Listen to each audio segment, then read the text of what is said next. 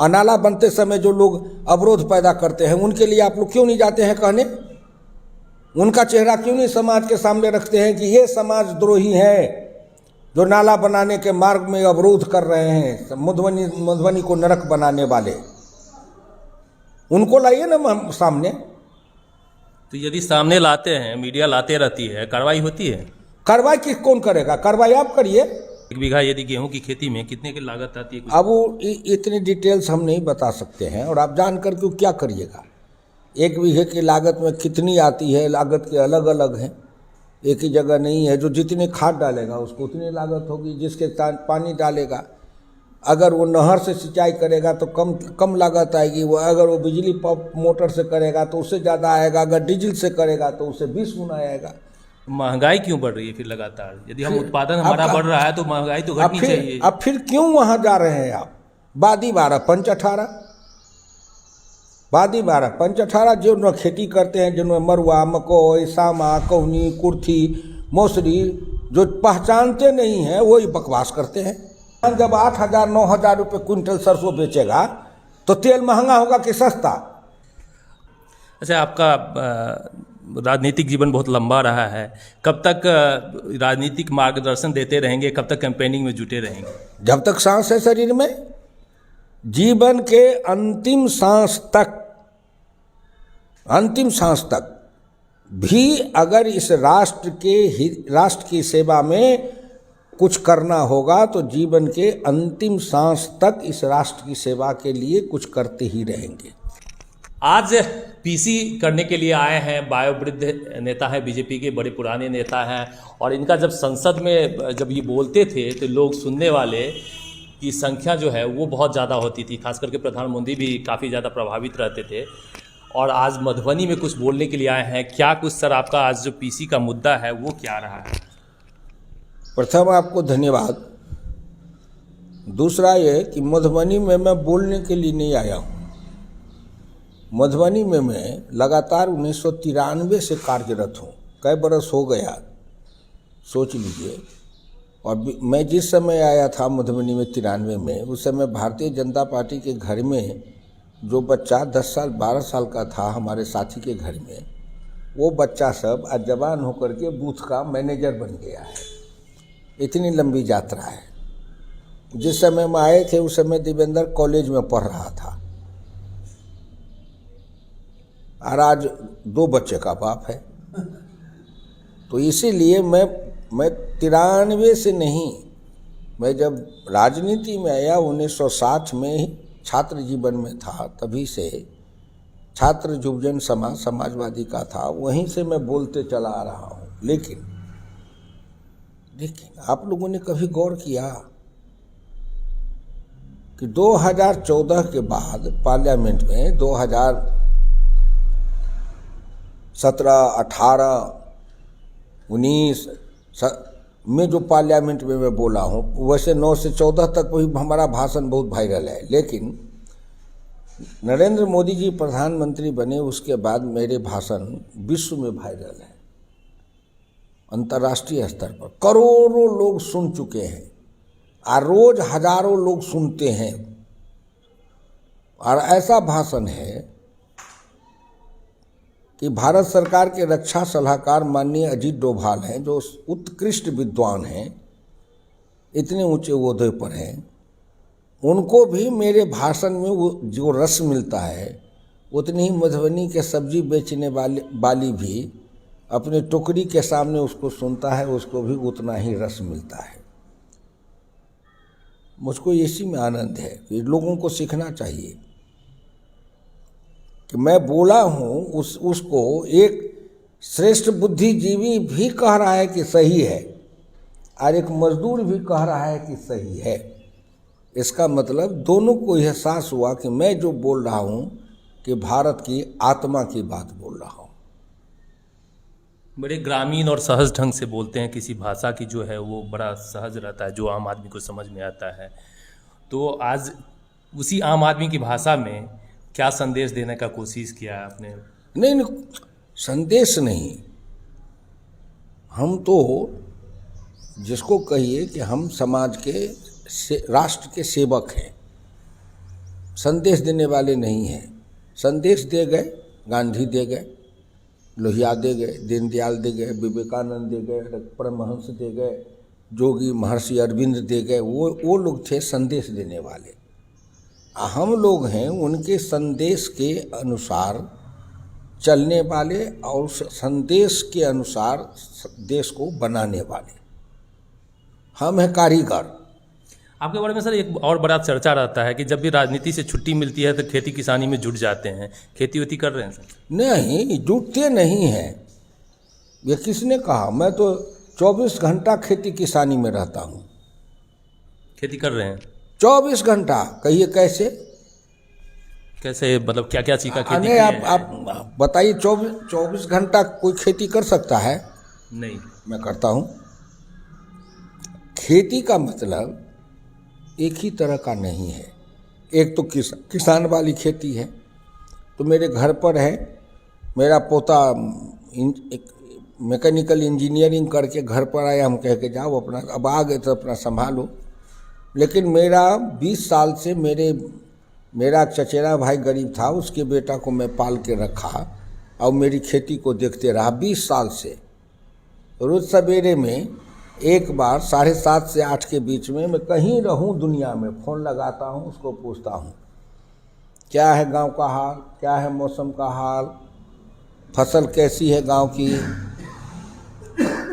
किसान क्या बोल रहा है, अब धान कटने के बाद क्या गेहूं कितने किसान बो चुके, अब गेहूं काटने के बाद कितने किसान मूंग बो रहे हैं। मूंग बो रहे हैं तो उसमें तिल भी बोना चाहिए, उसमें उनको धान भी बो देना चाहिए। तो ये खेती करने का मतलब क्या, मैं अब खेती का निदेशक हूँ। इस बार गेहूं की खेती किए हैं? भाई वो तो वहाँ जाने ना, हमारे पास में ज़मीन है तो एक बित्ता भी पड़ती नहीं है, तो गेहूं की खेती हुई होगी। मतलब आप नहीं किए हैं, मतलब आप किसी के द्वारा करवाए हैं? हम खेती करते हैं, किसी के द्वारा जो करवावेंगे तो द्वारा भी करेगा। जब खेती के बारे में उसको जानकारी होगी तब ना, साधन होगा तब ना, उसको अच्छे बीज मिलेंगे तब ना, खाद बढ़िया मिलेगा तब ना। मेरी खेती भी करता है अगर बटाईदार, तो उसको उत्पादन होगा तभी तो, जितना उत्पादन होगा तभी तो मुझको बांट के देगा। तो क्या लागत आ रहा है अभी खेती का? जो 1 बीघा यदि गेहूं की खेती में कितने की लागत आती है? अब वो इतनी डिटेल्स हम नहीं बता सकते हैं, और आप जान कर के क्या करिएगा। 1 बीघे की लागत में कितनी आती है, लागत के अलग अलग हैं, एक ही जगह नहीं है। जो जितने खाद डालेगा उसको उतनी लागत होगी, जिसके पानी डालेगा। अगर वो नहर से सिंचाई करेगा तो कम लागत आएगी, वो अगर वो बिजली पंप मोटर से करेगा तो उससे ज़्यादा आएगा, अगर डीजल से करेगा तो उससे 20 गुना आएगा। तो हमारे यहाँ एक चर्चा रहती है कि लागत जितनी होती है उतना फ़ायदा नहीं किसानी में है, खास करके मधुबनी दरभंगा। जो किसानी नहीं करता है, जो पॉलिटिकल फार्मर हैं या जो फैशनेबल फार्मर है, फुटानी वाले फार्मर, वो मंच पर जो बोलना हो सो बोले। अगर लाभकारी नहीं है तो फिर इस देश के अंदर 11 करोड़ हेक्टेयर ज़मीन पर जो किसान खेती करता है और देश का 60% के आदमी खेती पर निर्भर है, तो इस देश का 60% अगर पागल है तो 40% तो देश को चला लेगा क्या? तो सत्ता में आने से पहले तो आप लोग भी यही कहते थे किसान को फायदा नहीं हो रहा है। अब क्या कहते थे हम, उस बात से आपको क्या लेना देना है? क्या कहते थे, क्यों कहते थे, किस कारण से कहते थे? तो कारण को जाने बगैर आप कह रहे हैं। हम कहते थे, हमारा जनता सुनना, आपको सुन रही है, सुनेगी आपको। नहीं। देखिए, जनता को सही जानकारी तो जनता का काम है। अगर किसान है तो उसको किसान के संबंध के साहित्य पढ़ना चाहिए। कृषि वैज्ञानिक जो खेती का सुझाव देते हैं किसान टीवी चैनल पर, डीडी किसान पर, उनको सुनना चाहिए, जानकारी लेनी चाहिए। और जिस तरह से खेती की तकनीक बताई जा रही है अभी, आधुनिक वैज्ञानिक तकनीक, उस तकनीक को अपनाना चाहिए। उनके जीवन में खुशहाली आएगी, हम उनको यही कहेंगे। और डीजल पेट्रोल जो महंगे होते जा रहे हैं तो उसके हिसाब से तो लागत बढ़ती जा रही है लगातार खेती। डीजल पेट्रोल महंगे होते जा रहे हैं तो दूसरे तरफ किसानों को तो हम कह रहे हैं ना, बोरिंग कराओ, उसमें सब्सिडी देते हैं, उसमें कहते हैं हर खेत हर बोरिंग तक अलग से लाइन दे करके ट्रांसफार्मर लगा करके मोटर बैठा देंगे। तो अगर डीजल से उनको महंगा पड़ रहा है तो ये मोटर से जब बिजली से जो सिंचाई करेंगे, तो बिजली से सिंचाई करेंगे तो 2.5 रुपये घंटा उनको पानी मिलेगा। क्यों नहीं कर देंगे? क्यों नहीं करते हैं? क्यों नहीं करते हैं? उनका काम कुछ नहीं है सोचना, उनका काम है कि आपके नज़र में किसान सोच नहीं रहे हैं? किसान की बात क्यों करते हैं? किसान सोच नहीं रहा है तो आखिर हिंदुस्तान देश जब आज़ाद हुआ था तो 35 करोड़ जनसंख्या थी इस देश में, 13 करोड़ हेक्टेयर ज़मीन थी जोत की और 50 मिलियन टन अनाज पैदा होता था। 35 करोड़ आबादी, 13 करोड़ हेक्टेयर जोत की ज़मीन, उत्पादन 35 मिलियन टन, उत्पादन 50 मिलियन टन। और आज देश की आबादी 135 करोड़, जोत की ज़मीन 11 मिलियन हेक्टेयर, उत्पादन है 300 मिलियन टन। ये किसने पैदा कर दिया? ये मंच पर खड़ा होकर भाषण देने वाले, पतलून देने वाले नकली किसान, आप प्रेस में ये पूछने वाले, उन्होंने पैदा कर दिया।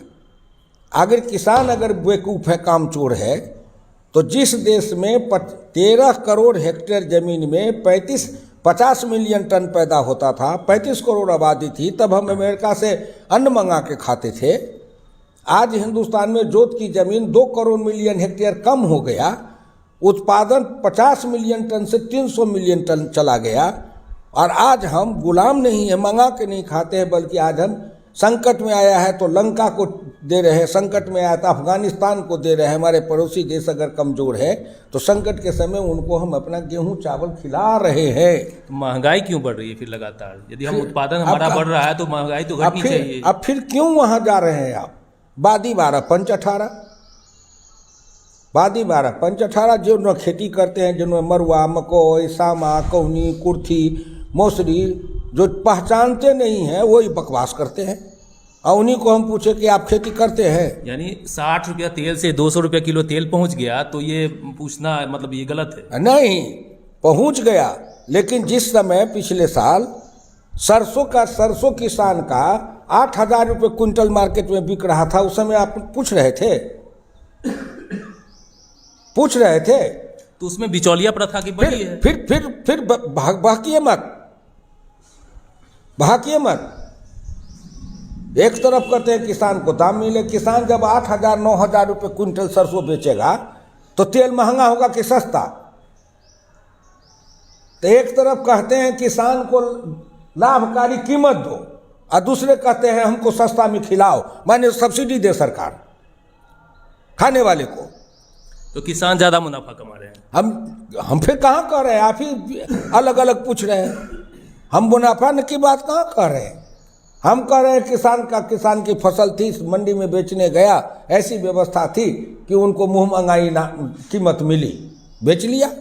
आज जो सोना का भाव 40,000 से जो 55,000 चला गया है, तो कोई भाव पूछने जाता है? तो महंगाई, हर चीज़ की महंगाई बढ़ी है। सुनो भैया, हर चीज़ की सोना का भाव 40,000 10 ग्राम में बिक रहा था, वो आज 55,000 पर बिक रहा है, कोई पूछने जाता है? हर कोई सोना खरीदता भी नहीं है। फिर क्या बात करते हैं? आज जब कहेंगे ही नहीं करेंगे, तो पार्लियामेंट में कहा था आज हर गरीब आदमी भी अपनी बेटी के विवाह में एक मंगलसूत्र देता है। ये दुगला बात जिसमें क्यों करते हैं लोग? ये दुगला बात से देश नहीं बनेगा। देश बनेगा एक रास्ते से, एक रास्ते से। अगर किसान की बात सोचो तो किसान के हित में सोचो। ये 6,000 रुपया जो हर साल किसान को नरेंद्र मोदी दे रहा है, लघु सीमांत किसान को, किस लिए दे रहा है? किस लिए दे रहा है? किसी ने दिया? जो लोग आज किसान की बात करते हैं वो लोग 50 बरस तक राज चलाने वाले हुए। बिहार में लालू भी 15 साल तक राज किया, बतावे दिया कभी 5 पैसा भी?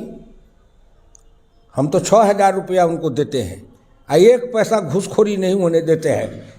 6,000 का 6,000, बीच में दलाली नहीं खाने देते हैं।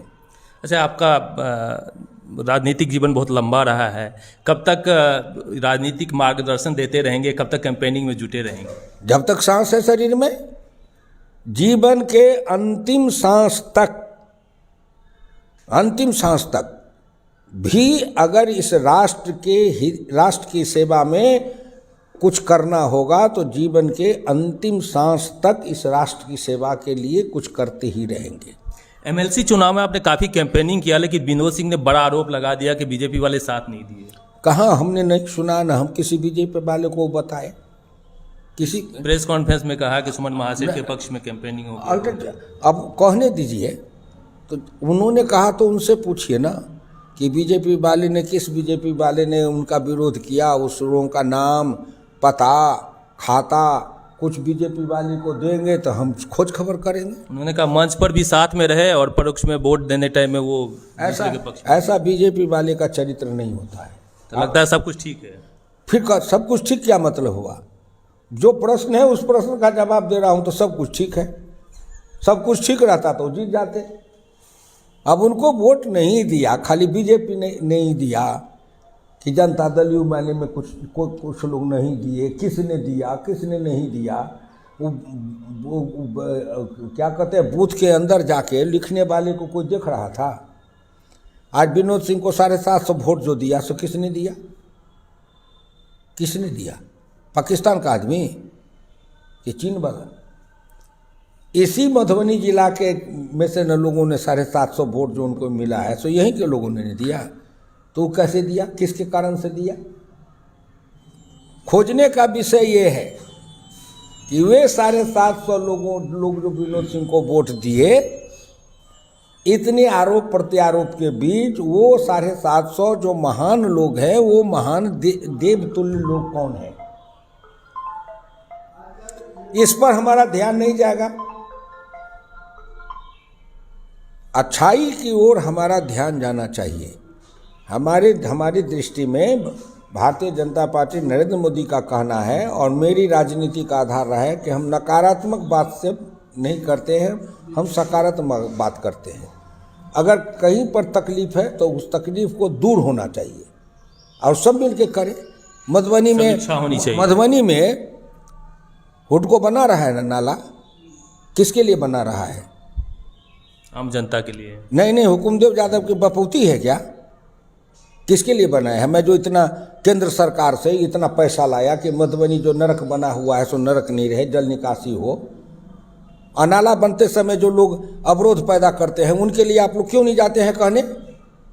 उनका चेहरा क्यों नहीं समाज के सामने रखते हैं कि ये समाज द्रोही है जो नाला बनाने के मार्ग में अवरोध कर रहे हैं, मधुबनी को नरक बनाने वाले? उनको लाइए ना सामने। तो यदि सामने लाते हैं, मीडिया लाते रहती है, कार्रवाई होती है? कार्रवाई कौन करेगा? कार्रवाई आप करिए। हम तो सिर्फ दिखाने वाले हैं। कार्रवाई तो अधिकारी करते हैं। और कहता ब्यूरोक्रेट बहुत ज्यादा हावी हो गया है। फिर गलत बात में भागते हैं। आप मीडिया वाले हैं, मीडिया वाले के साथ पहले आप इस देश के नागरिक हैं। इस मधुबनी नरक बनेगा तो आपका घर भी नरक बनेगा। आई मधुबनी स्वर्ग बनेगा तो आपका घर भी स्वर्ग बनेगा। तो ब्यूरोक्रेट तो सुन नहीं रहा है, मीडिया तो दिखाता है। ब्यूरोक्रेट क्यों करेगा? कहीं पर मियाँ जी का वो मजार है, उसको कोई तोड़ने जाए तो सब मियाँ जी खड़े हैं। और कहीं हिंदू का एक छोटा मंदिर सड़क के किनारे बना दिया है, अभी उसको वाला तोड़ ले, जरा तोड़ ले, आप जाके तोड़वाइए। आप कहते सरकार क्यों नहीं तोड़ेगा? सरकार तोड़ेगा तो आप ही जाके कहिए हिंदुओं के मंदिरों को तोड़ा जा रहा है। क्या बात करते हैं? देश बनता है एक रास्ते से, ये दोगला बात से देश नहीं बनता है। 90 साल की उम्र में भी आपका पंचायती राज व्यवस्था से आपकी जो राजनीतिक करियर शुरुआत हुई है, आज भी क्रांतिकारी की भूमिका में आप नजर आ रहे हैं। इसलिए कि मैं कुछ नहीं हूं। मैं चाहता हूं कि हमारा देश स्वर्ग बने। हमारा देश स्वर्ग बनेगा कब? जब हिंदुस्तान का हर घर स्वर्ग बनेगा तब। हर घर स्वर्ग बनेगा कब? जब हर घर के लोग स्वच्छता रखेंगे तब। हर लोग अपने अपने घर के सामने सड़क को साफ रखेंगे तब। और आप कहिएगा कि हम अपने घर के सामने सड़क पर गंदा रखेंगे, साफ करने की जिम्मेदारी सरकार की है और गंदा लगाने की जिम्मेदारी मेरी है। नहीं, आपका काम है, मीडिया का काम है पढ़े लिखे लोगों का काम है समाज को दिशा देना। अगर कहीं सड़क बन रही है और सड़क के किनारे कोई मस्जिद बना रहा है, धार्मिक स्थल बना रहा है, मंदिर बना रहा है, तो समाज को जो उत्तर देना पड़ेगा ना कि उनके सामने में सड़क की प्राथमिकता है कि उनके सामने सड़क पर मंदिर और मस्जिद बनाने की प्राथमिकता है, मजार बनाने की प्राथमिकता है। जब आपके सामने मंदिर और मजार बनाने की प्राथमिकता है तो फिर सड़क की बात मत करिए, विकास की बात मत करिए। अब बड़ा मीडिया सॉफ्ट टारगेट हो गया, पब्लिक भी सॉफ्ट टारगेट कर लेती है मीडिया को और नेताजी भी करने लगे आज। फिर हम देखिए, गलत बात मत कीजिए, न मेरा मीडिया टारगेट है और न मेरा कोई व्यक्ति टारगेट है। मैं तो बोल रहा हूँ सामान्य बात सबके लिए बोल रहा हूँ, इस देश के हर नागरिक के लिए बोल रहा हूँ कि आपकी प्राथमिकता क्या है। अगर विद्यालय है तो एक तरफ आप कहते हैं कि हमारा शिक्षित हो, साक्षर हो, प्रतिभाशाली हो, योग्य बने, तो एक तरफ आप कहते हैं कि योग्य बने। तो विद्या होगी कब? जब स्कूल की व्यवस्था होगी अच्छी तब। और स्कूल के कैंपस में आप जाके मंदिर बना रहे हैं तो आपके लिए प्राथमिकता विद्या नहीं न रही। ये सामान्य बात कहता हूँ। तो समाज को मिलकर के ही विकास की नहीं, समाज को युग के अनुसार समाज को भी अपने आप को बदलना पड़ेगा, हर व्यक्ति को बदलना पड़ेगा युग के अनुसार। रोजगार मिलेगा कब? नौकरी नहीं है रोजगार का केवल जरिया। रोजगार मिलेगा कब? जब रोजगार के अवसर बढ़ेंगे तब। रोजगार के अवसर बढ़ेंगे कब? जब सड़क अच्छी होगी तब, जब बिजली होगी, बिजली की उपलब्धता होगी तब। सड़क अच्छी बनेगी कब? जब सड़क के लिए जमीन उपलब्ध हो तब। सड़क अच्छी रहेगी कब? जब सड़क का अतिक्रमण नहीं होगा तब। ये नागरिक का काम है। आप कहते हैं कि तो सरकार का काम है। आप क्या है? इस देश का हर नागरिक, स्वतंत्र राष्ट्र में हर नागरिक सरकार का अंग है। काफी वृद्ध हो चुके हैं लेकिन जोश वही, खरोश वही जो कभी एक बड़ा आंदोलनकारी के रूप में हुकुमदेव नारायण यादव का हुआ करता था। अपने ज़माने में कभी बहुत बड़े आंदोलनकारी 77 के आंदोलन में भी जेल गए और काफ़ी ज़्यादा संघर्ष किया। आज भी वो इस उम्र में दिखता है। निश्चित रूप से समाज को बदलने के लिए सभी को एक साथ चलने की ज़रूरत है, जिसका संदेश देने के लिए आज यहाँ पहुँचे हैं। मिलते हैं अधिक जानकारी के साथ में, तब तक के लिए चाहेंगे आपसे हम इजाज़त।